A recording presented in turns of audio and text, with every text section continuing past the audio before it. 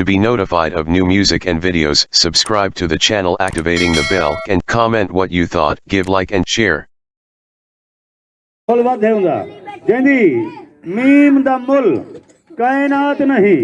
ਉਹਦੇ ਇਸਮ ਕਮਾਲ ਦਾ ਕਿਆ ਪੁੱਛਦੀ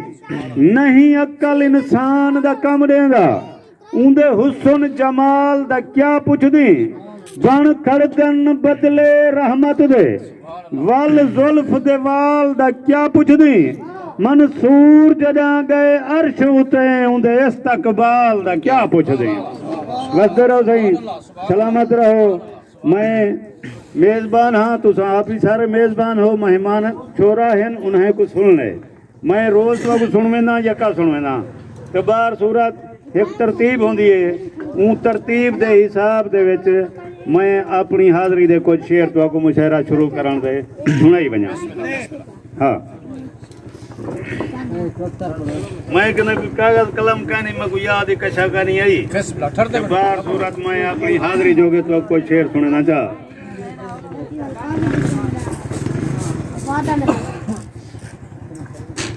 रे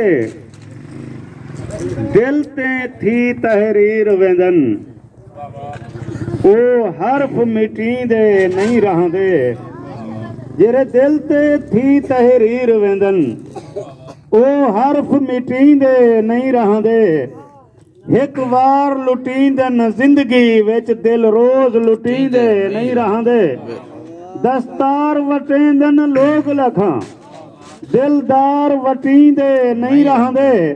मंसूर सटींदन वतन जे कर पर यार सटींदे नहीं रहंदे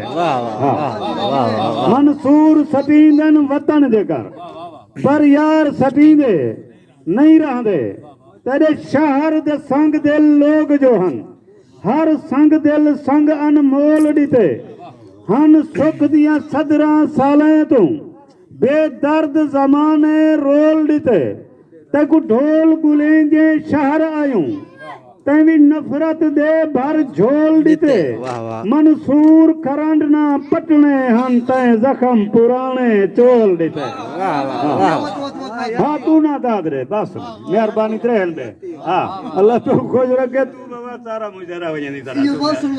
हाँ मैं नहीं सुनवेदा तेको पैसे जे पीछे सुनवेदा।